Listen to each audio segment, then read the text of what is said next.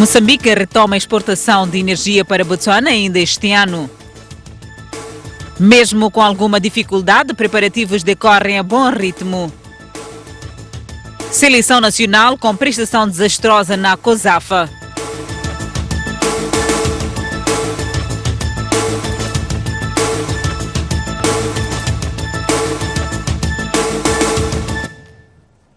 Olá, bem-vindo ao Jornal da Noite. O Sufo Momad acusa o Secretariado Técnico de Administração Eleitoral de desenhar estratégias para favorecer a Frelimo e de impedir que eleitores das suas zonas de influência se recenseiem. A Verdes apela à intervenção da PGR. A denúncia foi feita pelo presidente da Renamo, Ossuf Momadi, quando faltam 24 horas para o fim do recenseamento eleitoral. Momadi diz que as irregularidades que caracterizam o processo eleitoral desde o início colocam em causa o direito dos cidadãos de elegerem e serem eleitos.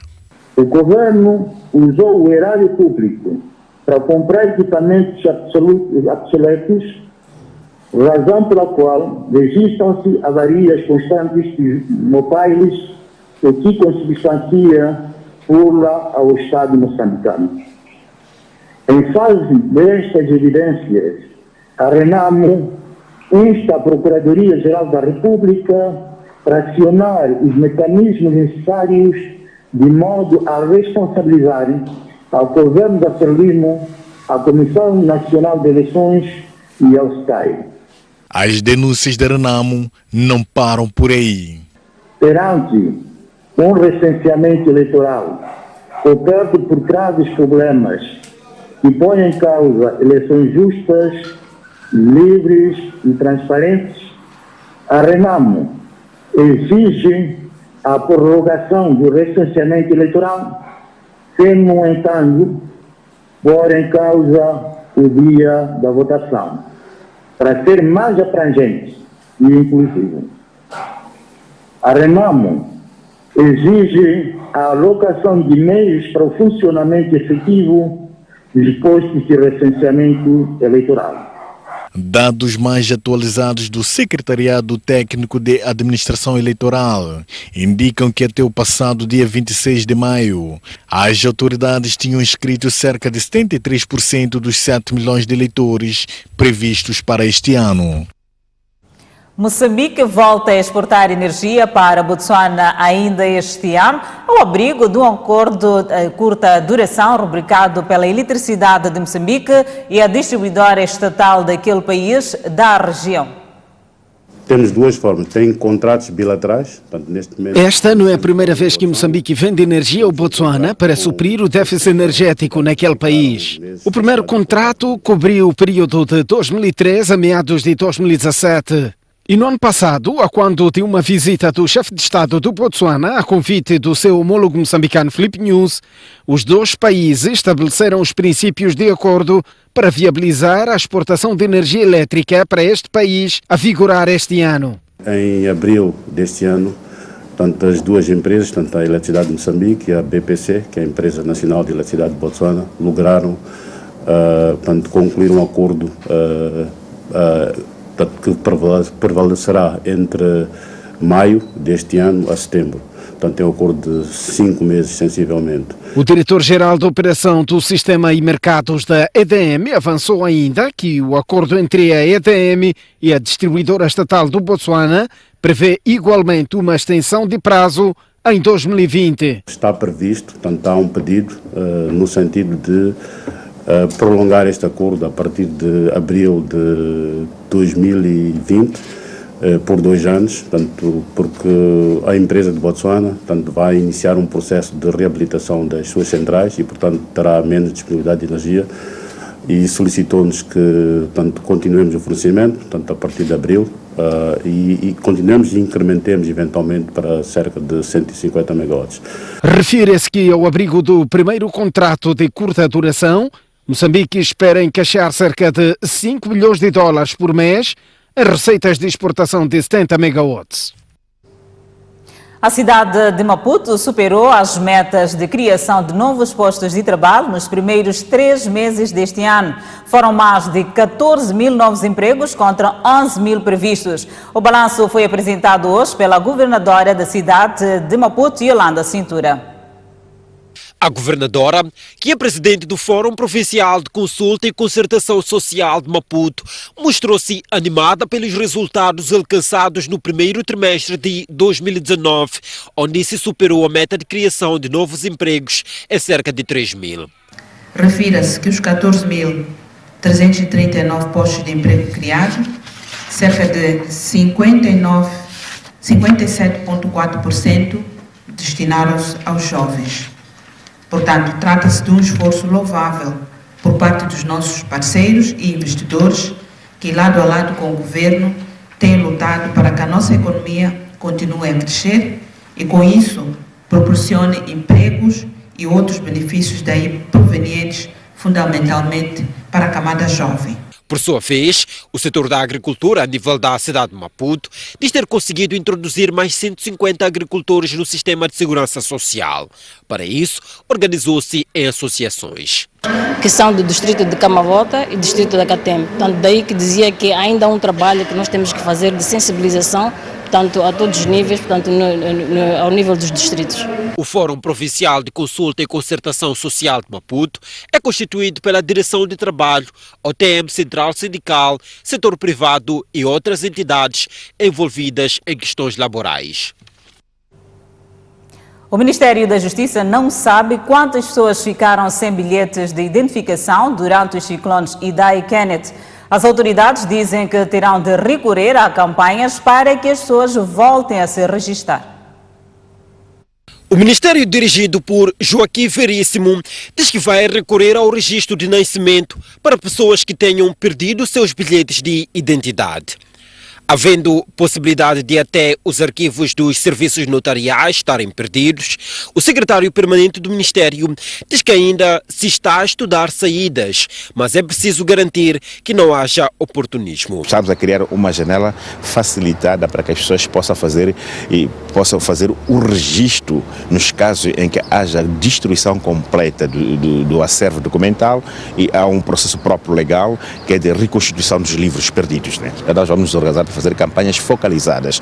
Há um trabalho que tem que ser feito organizativo que envolve as estruturas locais na identificação do grupo-alvo e os locais, também para evitar que desses fenômenos não apareçam oportunismos de falsificação documental e de dados. Então é um trabalho que tem que ser feito com muita estrutura. Falando minutos depois de fazer a abertura da terceira reunião de planificação do setor da justiça, Manuel Malunga explicou também o estágio de implementação de medidas alternativas à prisão. Esta é uma medida do governo que já está tomada, mas há ainda diplomas legislativos que têm que ser aprovados para concretizar este. Nós estamos a falar da aprovação de um código sobre de execução das penas, que vai definir de forma muito mais concreta o que se faz quando a pessoa sai e deixa de cumprir a pena no estabelecimento e vai cumprir na sociedade. Portanto, é um trabalho que tem que ser feito também com a sociedade para que, de fato, não haja e não provoque outros problemas, nomeadamente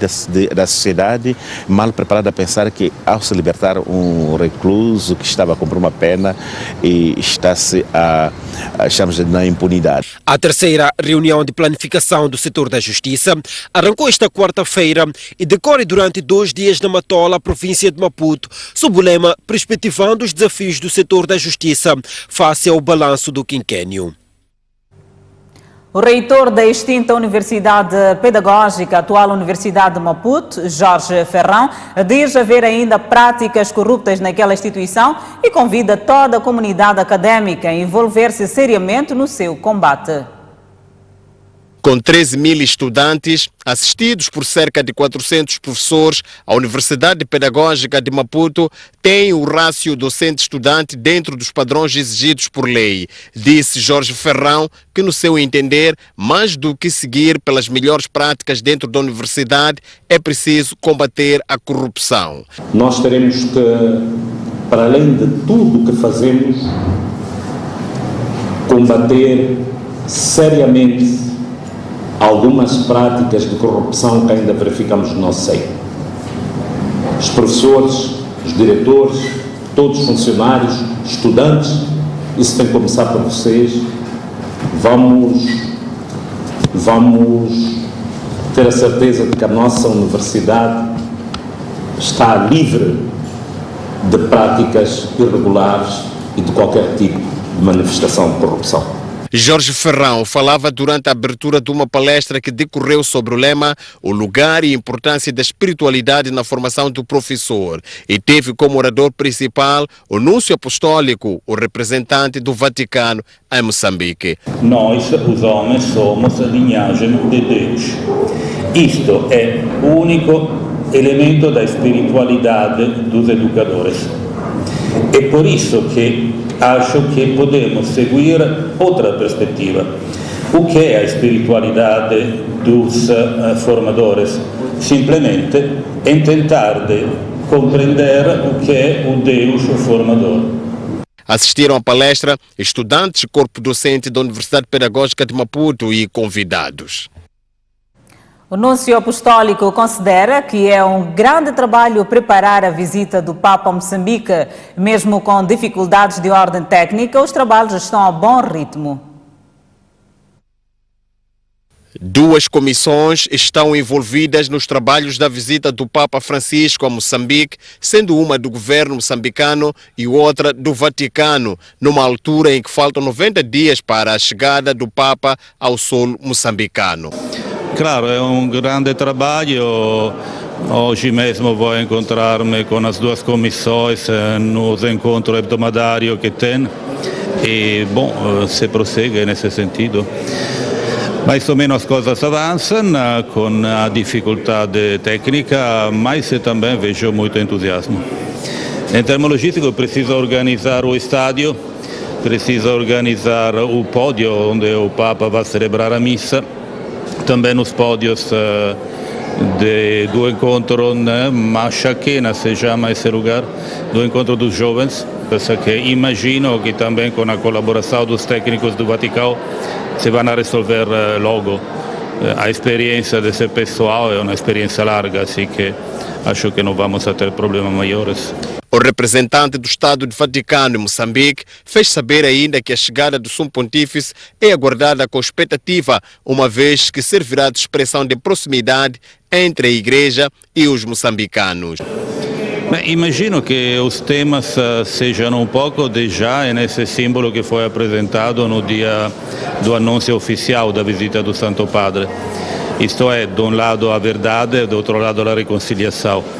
Ao mesmo tempo, é claro, tive os ciclones, assim que a urgência é também isso, expressar a proximidade da Igreja Católica e do Santo Padre para o sofrimento desse povo. A delegação que acompanha o Papa chega junto com ele. A segurança papal chega já próxima semana para trabalhar com a contraparte moçambicana para afinar a máquina com vista a garantir a proteção ao Papa Francisco. O padre Filipe Couto celebra este ano 5 décadas de dedicação à Igreja. Couto diz que são 50 anos de padre, marcados por conflitos e considera-se grande pecador. A experiência de Deus vem com altos e baixos na vida. Foi em 1969, em Lixinga, ainda no período colonial, que Filipe Couto foi ordenado padre. 3 anos depois, segundo contou, exilou-se na Tanzânia. Passei como padre em exílio. Fugi para a Tanzânia. Vivi com a Frelimo de 72 a 75, que sou um grande pecador, porém também sei que não vou ser danado, porque Jesus morreu para todos e também para mim. Padre Couto ainda tem presente em sua memória as divergências que teve com o já falecido presidente Samora Machel. Acabou esse tempo, onde havia uma guerra também entre mim e o falecido presidente Machel, que sabia que eu fechava a igreja e pegava aí gente da Frelimo, não sei de onde, regularizava os casamentos com eles. Mas como é isto? todas essas contradições e contradições pessoais, não vou confessar aqui todos os meus pecados. Filipe Couto fundou a Universidade Católica e foi reitor da Universidade Eduardo Mondlane. Foi nesse período que teve uma discussão com o antigo presidente Armando Guebuza. No tempo que houve discussões com o presidente Guebuza, lembram-se da questão da juventude, como é? Geração da... Aquilo era dialogado com Jesus, quando estava sozinho, dizia: Jesus, como isso? Jovens estão contentes, depois vão capotar carros, e é um caso sério. Como vamos para frente? Para Filipe Couto, os 50 anos de sacerdócio representam uma experiência de união com Deus e, segundo ele, a experiência de Deus vem com altos e baixos.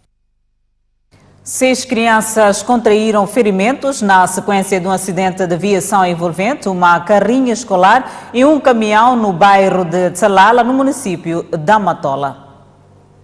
O acidente ocorreu por volta das 6 horas, no prolongamento da Avenida das Indústrias, no bairro de Tsalala, no município da Matola. Segundo testemunhas, o caminhão terá cortado de prioridade a carrinha escolar, que na altura transportava criança para as escolas. O Hospital Central de Maputo confirmou a entrada de 6 crianças com idades compreendidas entre 5 a 15 anos. Uma das crianças tinha uma fratura de um dente e teve que ser transferida para o maxilofacial observar. E uma criança esteve ligeiramente a precisar de cuidados mais apurados, foi transferida para o SO de cirurgia. Mas a criança esteve estável durante a observação e teve alta. As outras crianças foram observadas aqui nos balcões e tiveram alta. Então, das 6 crianças que tivemos admissão nas idades de 5 a 15 anos de idade, 4 tiveram alta logo na primeira hora. Uma criança ficou em observação mais ou menos 2 horas, teve alta, e a outra criança passou para o outro setor, que é o maxilofacial, por causa dessa lesão. 5 crianças tiveram alta e uma continua internada. E porque houve dificuldades em localizar seus pais, a médica em serviço apela aos encarregados de educação a deixar a identificação ou contacto nos cadernos dos filhos.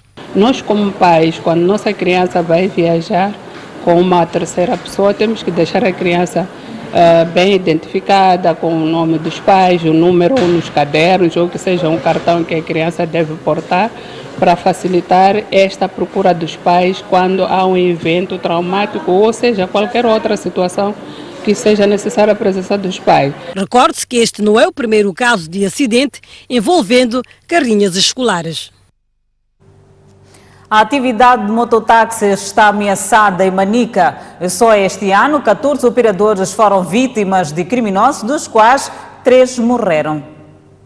Nos últimos 3 anos, a procura pelos mototáxis levou ao aumento da atividade em Manica. Mas os operadores queixam-se de um novo fenômeno. É que indivíduos fazem-se passar por clientes e assaltam-nos, conforme contou a moço Richard, que semana passada escapou à morte depois de passar por aquele tipo de atuação de malfeitores. Me amarraram aqui na vista, na boca, e esses braços por trás, e esses meus pés. Eu aí não estava morto, tinha desmaiado. Muito mais sofri aqui na garganta. Eles me puseram faca na barriga. O presidente da Associação dos Mototáxis em Manica diz que os assaltos aos seus membros estão a formar um quadro sombrio. Você acredita com bandidos, se arrancado moto, são 12. São 12 e mortalmente são 3. Neto Chiganda lamenta, entretanto, o facto das medidas que a sua agremiação traçou para combater o fenômeno estarem a ser ignoradas pelos próprios mototaxistas. Você não pode chegar 22 horas, 23, você está numa praça. Então, estamos a tentar ter essa medida, mas sendo com isso, os colegas taxismotas não estão a vir, até amanhece nas praças. Sim, então, esse é o problema que nós temos.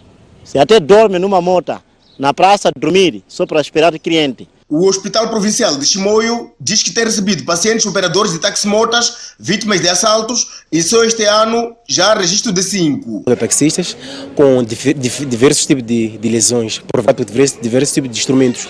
Um deles, eu recordo-me que foi vítima de ferida mesmo por arma de fogo, apresentava fratura nos membros inferiores, fratura no membro superior esquerdo. Alguns apareceram aqui com alguns ferimentos por faca. Convido-lhe a um breve intervalo, voltamos dentro de instantes. Até já. De volta ao Jornal da Noite. Zambésia acolhe de hoje até o dia 31 de maio a reunião anual do subsetor do caju, onde serão discutidas questões ligadas à produção e qualidade. A reunião nacional do subsetor do caju passou em revista na manhã desta quarta-feira a produção e comercialização da castanha de caju de 2015 a esta parte. Nesta reunião ficou claro que a qualidade da castanha processada no país é das mais baixas ao nível do continente. Contudo, o grau de qualidade passou da escala 44 no quinquênio passado para 46 no presente quinquênio. Nós passamos de cerca de 90 mil toneladas ano no quinquênio passado para os níveis de 130 mil toneladas em média por campanha neste quinquênio. A nossa qualidade de castanha também melhorou. No quinquênio passado nós andávamos a uma média de cerca de 44 de outano, hoje estamos a falar de uma média de cerca de 46. Isto naturalmente tem implicações no preço, tanto ao nível do produtor como no preço de exportação, assim como na qualidade da amêndoa daí decorrente. A questão da multiplicação e distribuição de mudas para incrementar a produção da castanha de caju no futuro foi também debatida na abertura desta reunião. Mas se trabalhássemos com sementes policlonais, iria ser oneroso por um lado para o próprio Incaju e em termos daquilo que é a produção, e iríamos ter a muda mais próxima ao produtor. Esse campo policlonal é produção via de semente. Neste caso também devemos exigir também com a participação do produtor, que ele também ganha dinheiro. O Estado, como disseram aí, não aguenta com as despesas que tem, e temos também que criar esta coisa de que eu quero andar atrás das coisas, não é nós andarmos atrás. Neste momento nós já estamos a trabalhar com o setor privado no fornecimento adicional daquilo que é o déficit que o Estado não consegue prover. Falamos de atomizadores e pesticidas. Estes provedores de serviços colocam à disposição dos distritos. Refira-se que a indústria do caju paga anualmente em salários mais de 12 milhões de dólares. O Banco ABC está a investir cerca de 10 milhões de dólares em Moçambique para aquisição de tecnologias que poderão aumentar o acesso à conta bancária em todo o país. 9% da população tem acesso a uma conta bancária, segundo dados do Instituto Nacional de Estatística. Os números estão longe do desejável e instituições bancárias como o Banco ABC, que investiu 10 milhões de dólares na banca digital, querem mudar este cenário. So this investment is to reach out to every citizen of this country. So we're going to be in villages, in districts through our agency banking model. The good thing about this technology is upscalable. So the investment we've made, we don't need to add so many people. Através de uma feira, o Banco ABC expôs nesta quarta-feira com quais serviços tecnológicos pretende aumentar o acesso à conta bancária no país, assim como saltar da posição 8 para a quarta posição na lista dos melhores bancos nacionais. Temos a nossa conta Agency Banking, que permite ao cliente abrir, depositar, levantar, inclusive fazer transferências.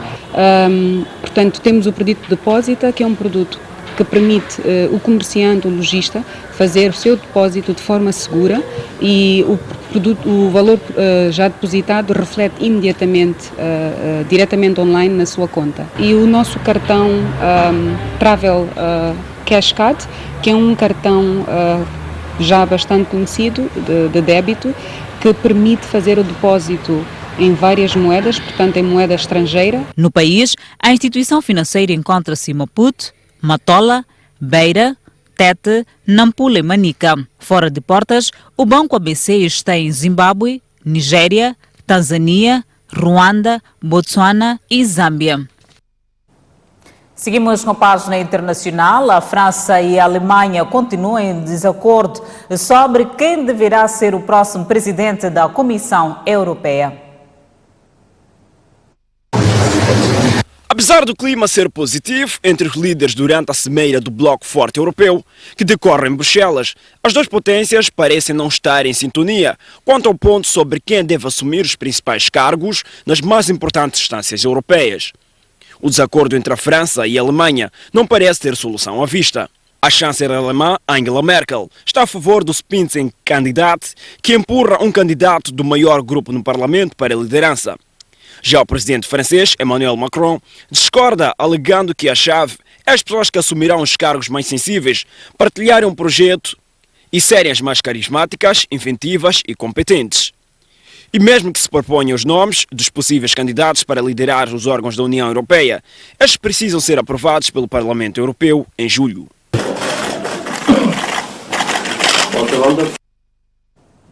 E na página desportiva, os Mambas foram afastados esta terça-feira de forma vergonhosa do torneio regional da COSAFA ao empatarem a 0 com a modesta seleção das Seychelles. Desastrosa, sem honra nem glória. Foi assim a prestação dos Mambas no torneio regional da COSAFA, prova em que participaram com uma equipa principal e da qual fazem parte 5 jogadores profissionais que evoluem no estrangeiro, diferentemente dos seus adversários que levaram para o torneio regional equipas secundárias, certamente a pensar no futuro. Esta terça-feira, os Mambas empataram a 0 com as Seychelles, equipa mais fraca do grupo B. Abel Xavier e Alberto Simango Júnior entraram para a história pela negativa, por terem levado os Mambas a baterem tão fundo a ponto de empatarem com o adversário, o qual a seleção nacional vencera os anteriores 7 jogos. Mas este foi o fim de uma campanha que começou mal. Na estreia, do dia 26 de maio, os Mambas perderam 2-1 diante de uma equipa secundária da Namíbia. Aliás, a Namíbia fez 2 seleções, sendo que a que venceu os Mambas é que se prepara para o CAN interno, prova reservada aos jogadores que jogam nos campeonatos internos. Já a seleção principal está a preparar a sua participação no CAN extraordinário em junho no Egito. Este descalabro dos Mambas segue-se a críticas por parte de alguns clubes do Moçambola. A contragosto destes, que pagam salários dos jogadores para competir, o Moçambola 2019 teve de parar para permitir que os Mambas disputassem o torneio da COSAFA. O pedido de Abel Xavier, por pretensos interesses da nação, foi satisfeito, mas os resultados foram uma desgraça. Os jogadores e a equipa técnica receberam os respectivos dinheiros de bolso e prémios de jogo pagos com impostos dos moçambicanos, mas a nação saiu sem dignidade de uma prova regional que já chegou a disputar a final. Abel Xavier reconhece que a prestação dos Mambas foi desastrosa. Xavier diz ainda que o povo moçambicano tem direito de exigir resultados. Estou desiludido, estamos todos nós desiludidos. O balneário também seguramente está triste porque não conseguimos levar esta competição ao último jogo, e é justo que corra, porque não todos os dias eu penso como é que posso preparar a equipa, efetivamente como é que eu posso preparar os jogadores para nós podermos ganhar mais vezes. Eu sou o primeiro que quero ganhar, obviamente, ninguém quer ganhar mais do que eu. Eu entendo a ansiedade que existe no nosso país, porque nós queremos dar vitórias para reconfortar, porque é um grupo que de alguma forma está a sarar, de alguma forma, as feridas de um passado recente. Vergonhoso é como o presidente da Federação Moçambicana de Futebol avaliou o desempenho dos Mambas no jogo contra a Namíbia e chamou os jogadores à responsabilidade pelo fracasso. A derrota por 2-1 no jogo inaugural do torneio da COSAFA diante da Namíbia não encaixou na gavetinha de Alberto Simango Júnior, que logo a seguir convocou a equipa técnica e todos os jogadores para mostrar a sua frustração.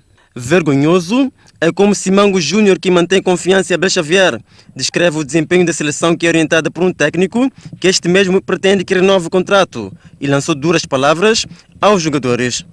A vergonha que hoje passamos não só é do Mister com a sua equipa técnica, nem do presidente com o seu elenco, é que todos nós, a população de Moçambique, está com fome de vitórias e quer ver vocês a ganhar. Cabe a cada um de vós saber fazer o seu TPC, o seu trabalho de casa. Se alguém pensa que está nos enganar, traindo a pátria, essa é a responsabilidade dessa pessoa. Aqui não estamos a jogar para elencos, estamos a jogar para o país, para o nosso país. O presidente da FMF disse reconhecer o talento dos jogadores moçambicanos, mas diz que estes não dão o seu melhor em campo e deu um exemplo. Vamos a ver o jogo dos Comores com a Suazilândia. Comentávamos. Eu disse, estás a ver a entrega, é incrível. As pessoas dão tudo pela seleção. Se calhar se dessem aquilo que vocês habituaram-nos, nós podíamos ter ganho ontem 3-4.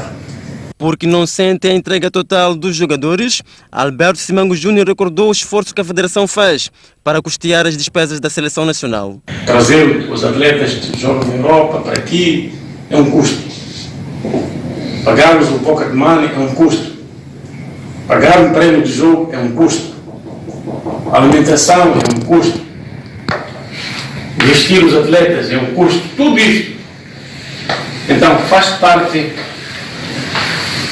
de uma logística que nós pensamos é importante para darmos dignidade e valorização aos nossos atletas. Simango Júnior vai mais longe e diz não dormir por ser motivo de críticas nas redes sociais devido às derrotas sem explicação dos Mambas. Não perderam vocês, perdemos todos. E hoje as lágrimas caem em todo lado. Não imaginem, ontem passei a noite em branco, hoje também nas redes sociais, às vezes cangalhado, até esquecem que eu tenho filhos, tenho mulher, tenho família, tenho irmãos, não querem saber como estou a servir o futebol. Merece todos, se chamar todos os nomes efetivos. Mas não vou desanimar, nem vou desistir. Vou lutar, nem que isso nos leve à morte, mas vamos lutar para inverter o cenário. E o cenário não se inverte fora. Não temos que mudar essa seleção. Depois vão-se embora, ver outro. Não, vocês mesmo que têm que mudar a situação. Lembre-se que Moçambique deitou abaixo a possibilidade de chegar aos quartos de final do torneio da COSAFA depois de ter empatado sem golos frente a Seychelles na última terça-feira. Fico por aqui. Acompanhe após o intervalo o espaço de análise com Boaventura Mucipo. Por hora, a previsão de estado do tempo para amanhã. Para a zona sul do país, prevê-se uma máxima de 29 e 16 de mínima para Maputo, Xai-Xai 26 de máxima, 15 de mínima, em Inhambane 27 de máxima, 19 de mínima. Seguimos com a zona centro do país, Beira 27 de máxima, 16 de mínima, Quilimane 28 de máxima, 19 de mínima, Chimoio 24 de máxima, 12 de mínima, Tete 30 de máxima, 18 de mínima. Por fim, a zona norte do país, Nampula 27 de máxima, 19 de mínima, Pemba 29 de máxima, 20 de mínima, Lixinga 23 de máxima, 11 de mínima.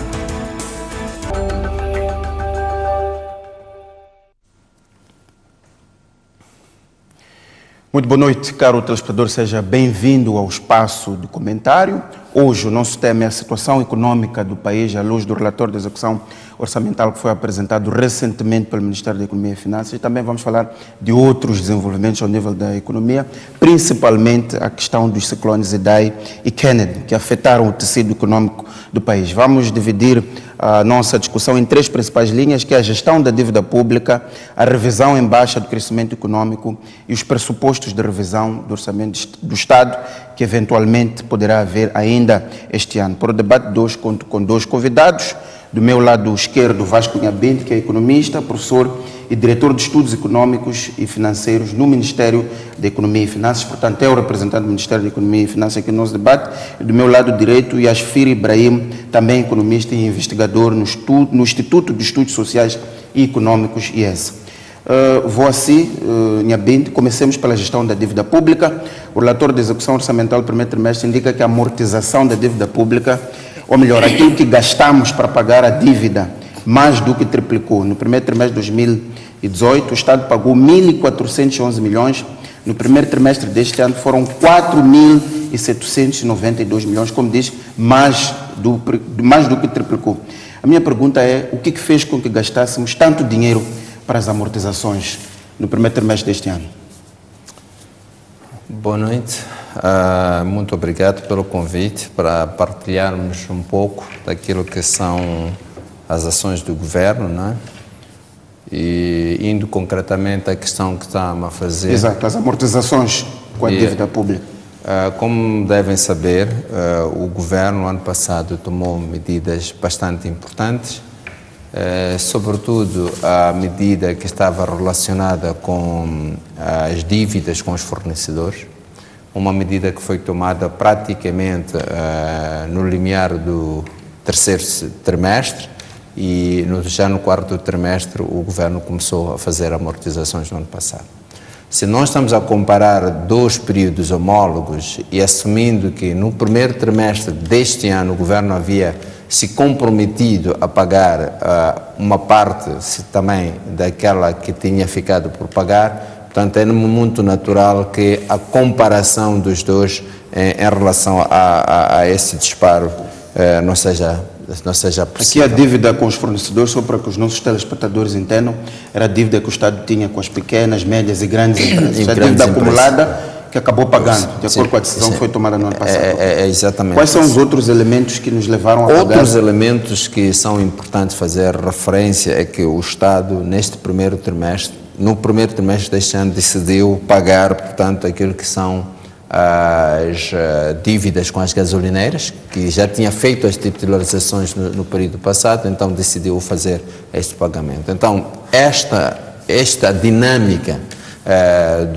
que o Estado está a tomar, sobretudo no que diz respeito à tentativa de dinamizar a economia, restituindo, portanto, o poder de realização da despesa das empresas, então é que levou, de facto, a esta discrepância que parece ser... Está a dizer que neste disparo que as amortizações da dívida pública deu, o maior bolo vai para o pagamento da dívida dos fornecedores e o pagamento da dívida das gasolineiras. É este que consumiu a maior parte deste aumento.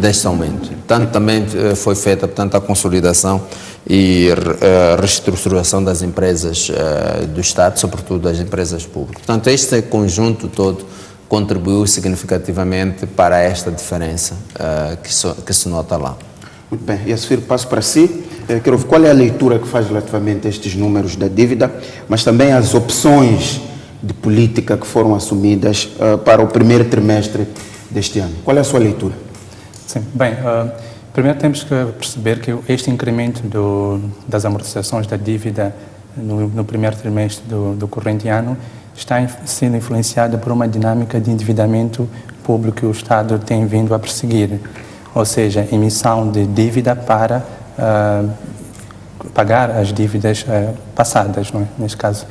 E depois também temos algum efeito cambial neste ajustamento da dívida.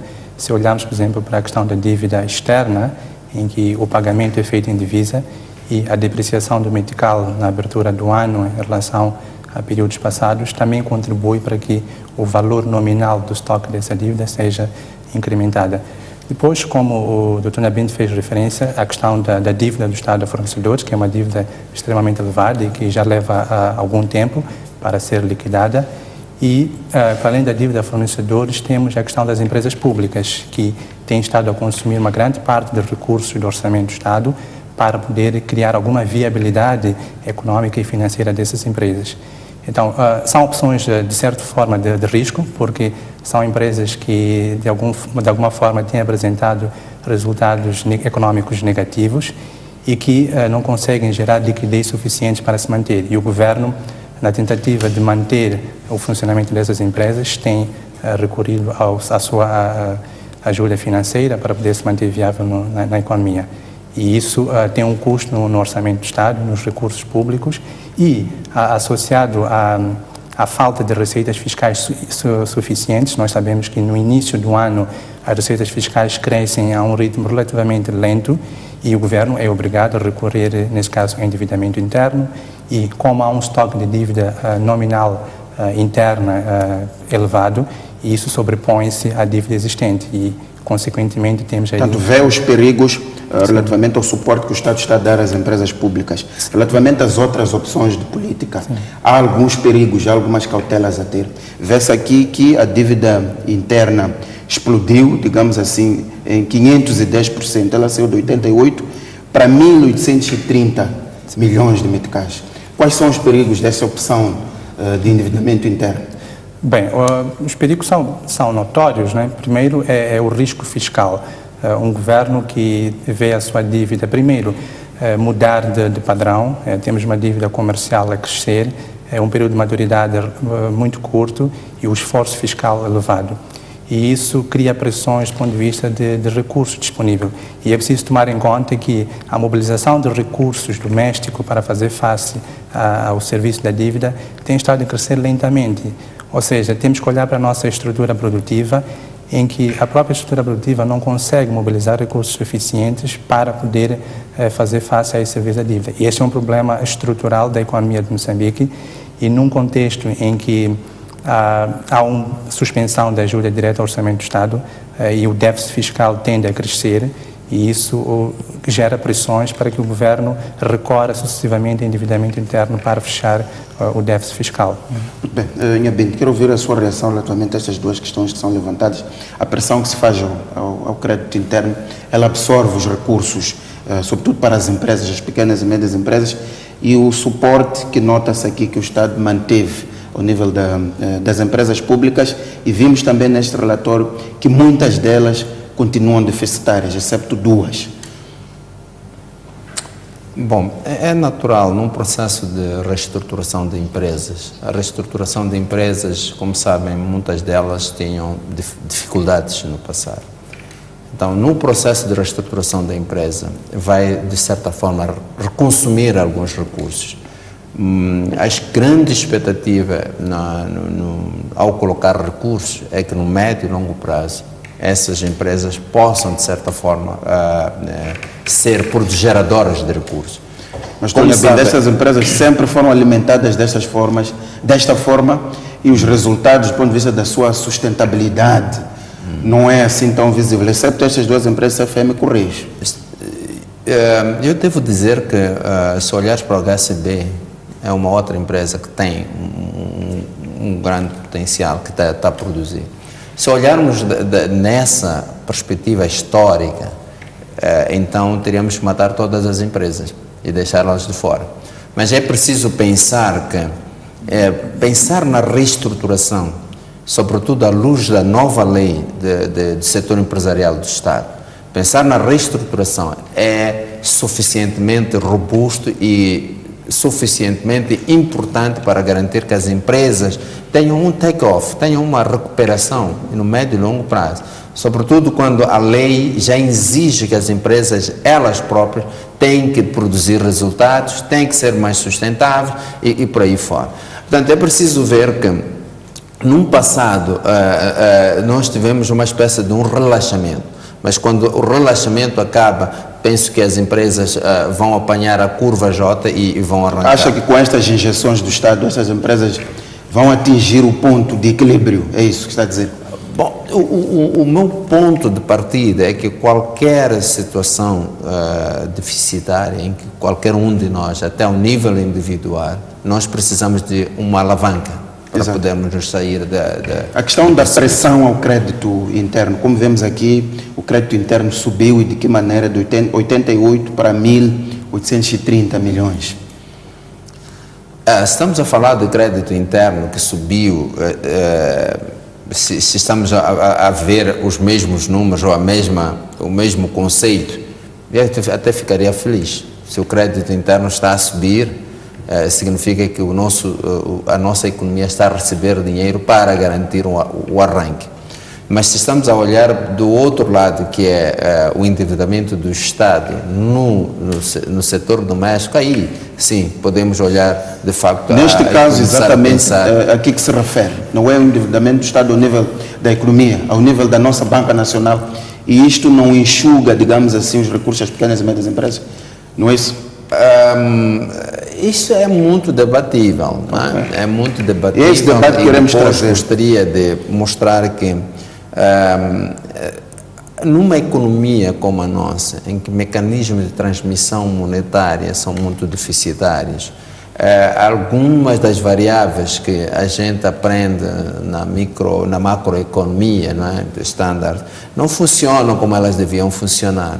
Então, aqui, um mecanismo de transmissão, se olharmos e assumirmos também que o Estado é um dos grandes empregadores no país, é um dos grandes que dinamiza de fato essas mesmas pequenas e médias empresas. Este dinheiro é gasto muitas vezes em despesas de funcionamento, incluindo pagamentos de salários dos funcionários. Este dinheiro volta para a economia e este dinheiro, de certa forma, ela vai dinamizar o consumo e que de outra forma não existiria. Então, é discutível. Olhando o Estado vai buscar o dinheiro à economia e é ele o elemento de retransmissão deste mesmo valor à economia, é isso que está a dizer. E de alguma forma o gasto também que é feito, sobretudo para as obras públicas, etc. Acaba criando dinâmica à economia. Dinâmica. Concorda com este raciocínio que está a desenvolver aqui o Vasco Nhambinga? Acha que isto faz sentido? Que de fato o Estado deve buscar o dinheiro na economia, ele depois consegue retransmitir e criar tal dinâmica necessária à economia? Bem, tem que discordar alguns elementos da análise. Primeiro, vejamos que um Estado que vai buscar recursos internos na Banca Nacional, o primeiro efeito é uma competição de recursos com o setor privado. E depois, se nós olharmos a dívida que o Estado tem com fornecedores, que é uma dívida elevada, isso gera uma pressão no cash flow das empresas, porque elas não conseguem fazer o seu cumprimento com a banca. Nós sabemos que as nossas pequenas e médias empresas, que dependem do Estado, recorrem ao financiamento bancário. E essas empresas, como não conseguem reaver o pagamento dos serviços que provém ao Estado, entram em déficit e em cumprimento com o setor financeiro.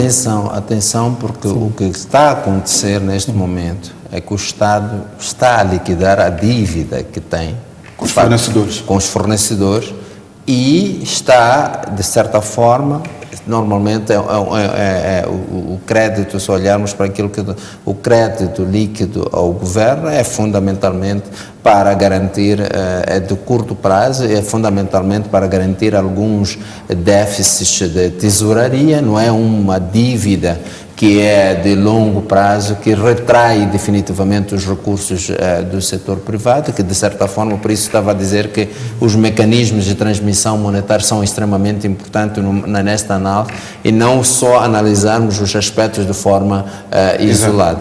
Já ouvimos, pode continuar o seu raciocínio. Bem, voltando ao ponto, é que num cenário em que as empresas públicas têm falta de pagamento dos seus serviços do Estado, e isso leva algum tempo para o Estado liquidar essa dívida, embora que o Estado anunciou no final do ano passado que iria iniciar o pagamento, está a fazer o pagamento.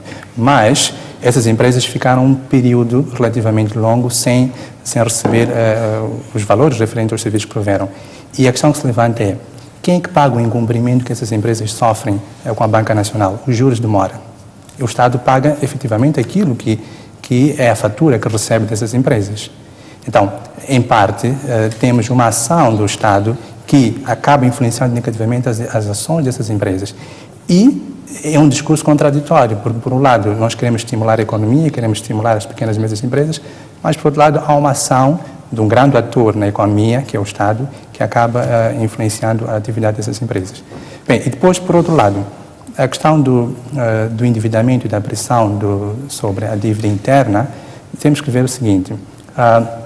Há um déficit de tesouraria, sim, e esse déficit de tesouraria está muito atrelado a déficit de receitas fiscais.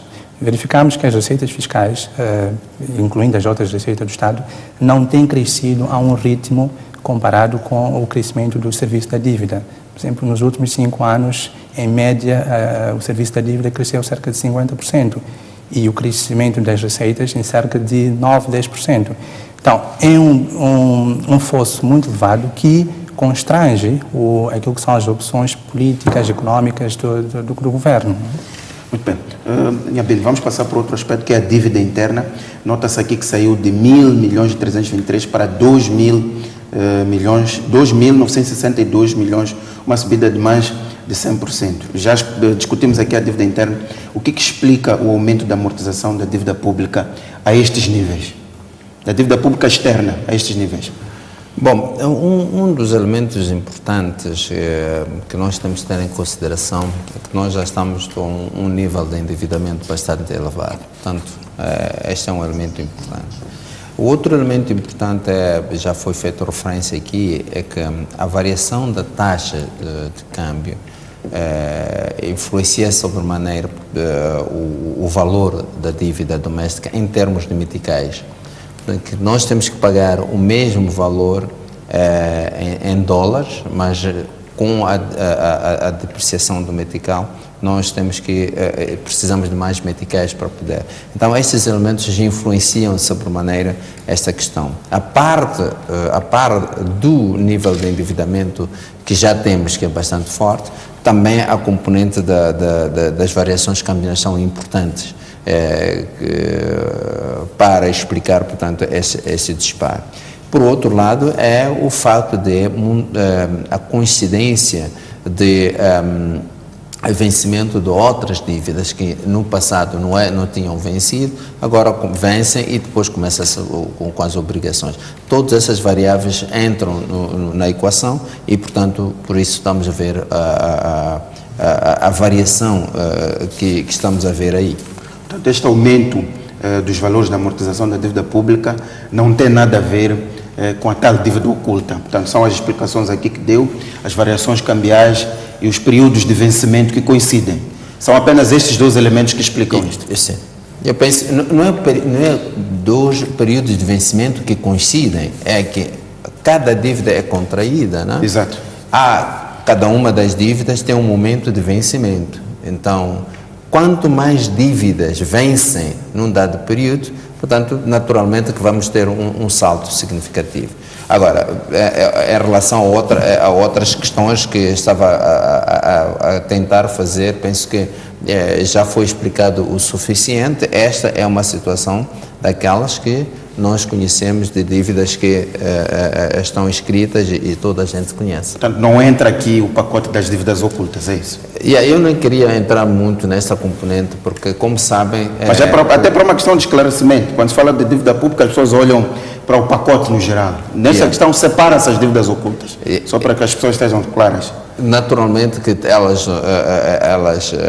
têm que não ser consideradas dentro deste pacote, porque, como sabem, o Ministro da Economia e Finanças tem estado a explicar os caminhos que estão a ser tomados, todos os contornos estão a ser tomados em relação às dívidas ocultas. Portanto, aqui estamos a olhar fundamentalmente para aquelas que foram assumidas e são conhecidas. Muito bem. Yasfir, vamos olhar para a dívida externa e a dívida interna. E notamos aqui a sua trajetória é mesmo a crescer, e quando olhamos para o passado também notamos que ela tem estado a disparar, e aqui, pelas amortizações que se fez só ao nível do primeiro trimestre, mostra-se que a tendência mesmo é a subir. Quais são os perigos, quais são as notas de alertas necessárias face às dinâmicas da nossa dívida pública? Sim. Bem, eu penso que a dinâmica da dívida pública em Moçambique está a mostrar um certo risco que a economia de Moçambique tem que estar atenta. Principalmente porque, por exemplo, as projeções de sustentabilidade da dívida estão muito atreladas a uma perspectiva de crescimento econômico a médio e longo prazo, não é? E se essas projeções não se verificarem, a economia obviamente vai entrar em risco fiscal. E o receio que eu tenho quando olho para as projeções macroeconómicas de crescimento econômico, vejo que elas estão muito atreladas ao projeto de gás, não é? E um projeto que espera-se que tenha retornos para a economia, mas que depende de um conjunto de variáveis, não é?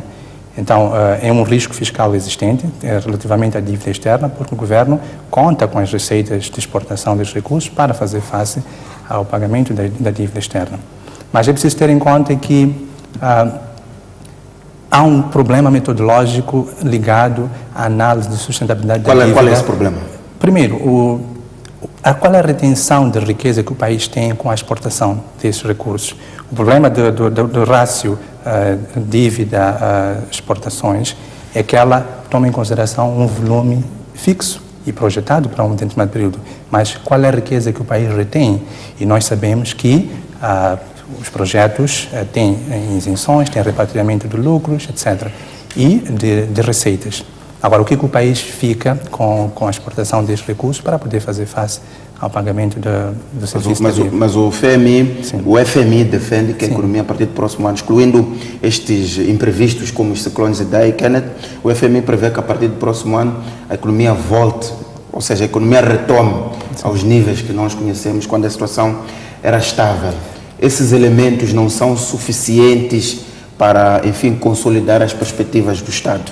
Bem, eu tenho algum receio. Primeiro porque a dinâmica de crescimento, como podemos ver agora, está muito associada à dinâmica de exploração de recursos naturais, minerais, nesse caso o carvão, a agricultura também, mas o choque no mercado internacional relativamente ao carvão altera completamente as nossas projeções e a volatilidade do preço das commodities também pode influenciar aquilo que são as entradas de divisas para poder fazer face ao serviço da dívida externa.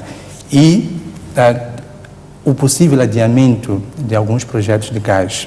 Por exemplo, sabemos o que está acontecendo no norte do país, estamos num ano eleitoral, há algumas decisões de investimento de direito estrangeiro que podem ficar pendentes, tendo em conta o que... Portanto, as nossas projeções, elas assentam em elementos bastante imprevisíveis. Sim, principalmente porque são projeções muito atreladas a uma dinâmica de desenvolvimento econômico associado ao fluxo de capital estrangeiro e não uma dinâmica interna.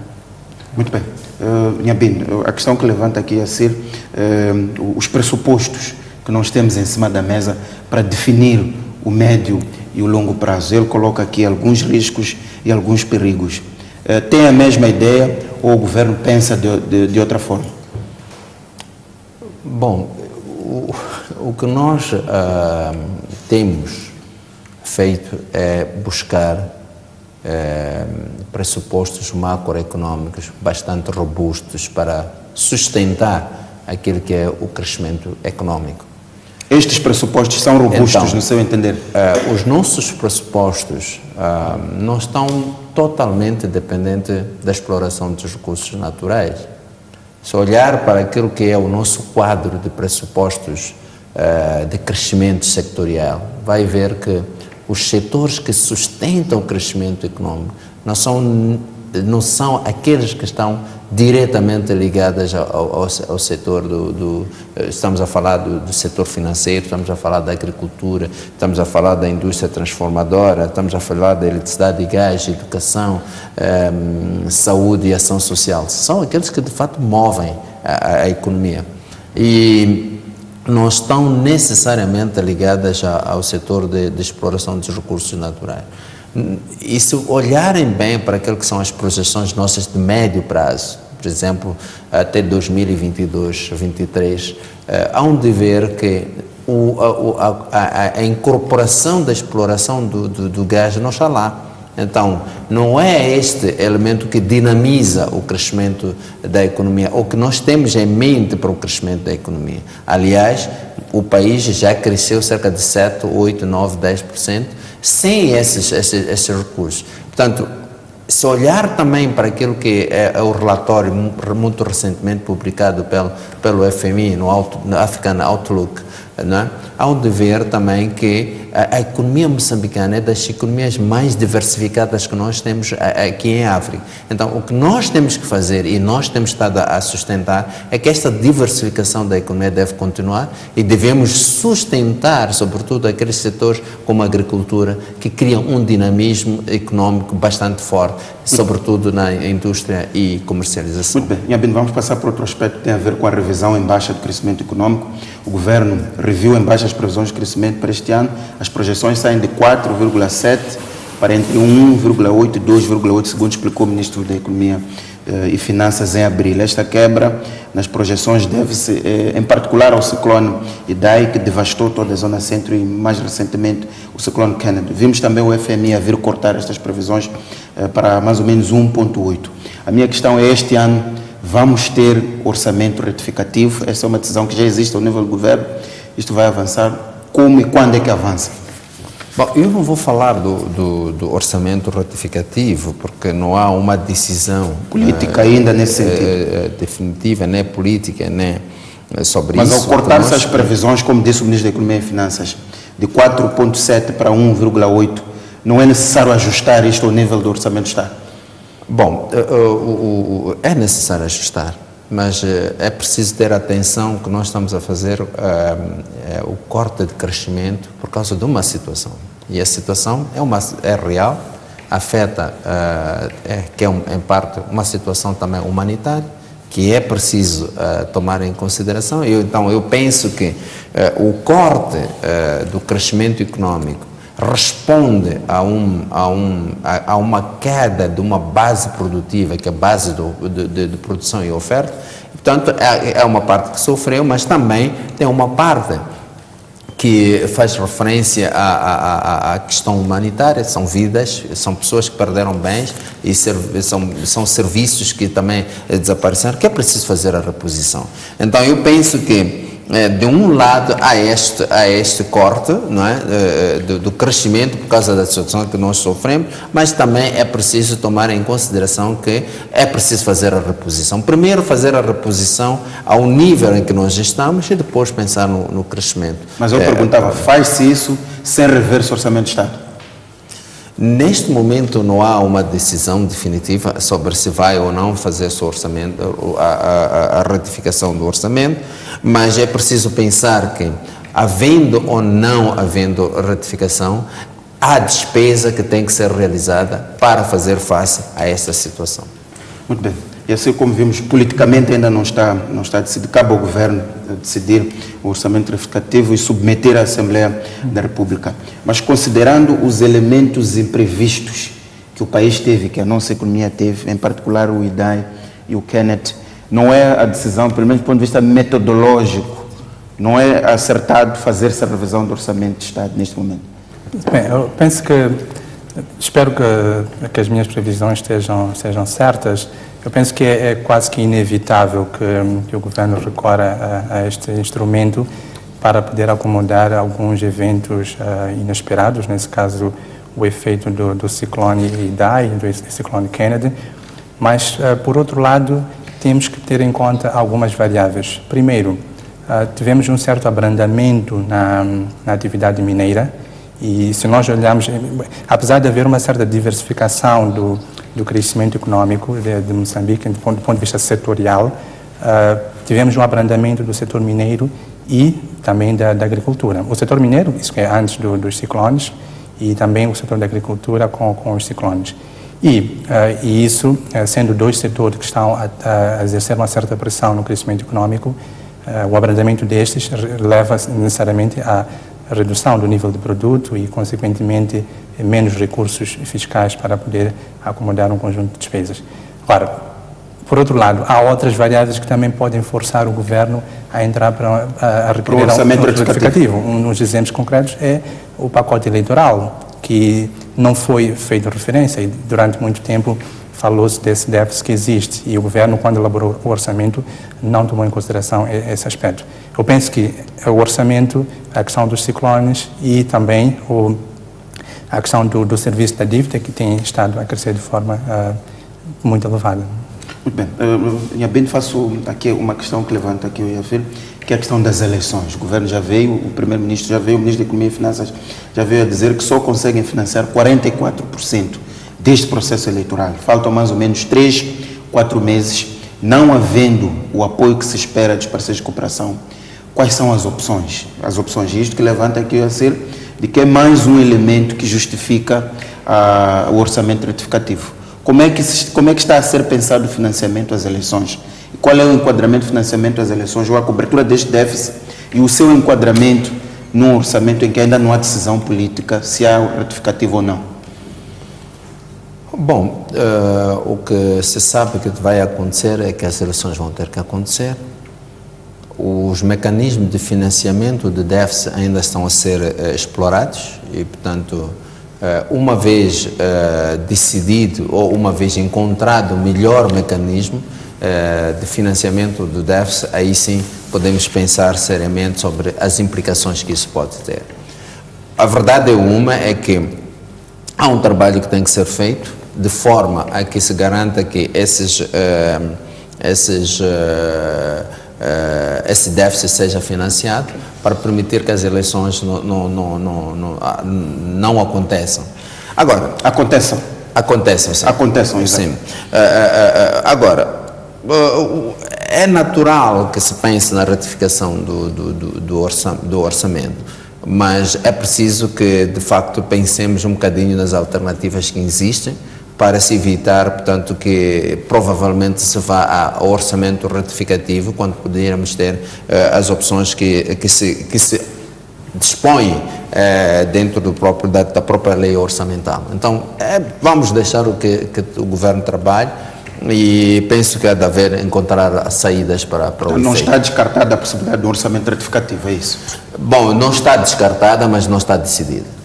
Muito obrigado aqui aos dois, ao Vasco Nhabente, que, como disse no princípio, é economista, professor e diretor de Estudos Econômicos e Financeiros do Ministério da Economia e Finanças, e Yassir Ibrahim, também economista e investigador no Instituto de Estudos Sociais e Econômicos. Caro telespectador, este espaço de comentário termina por aqui. Agradecemos pela sua audiência. Até a próxima quarta-feira.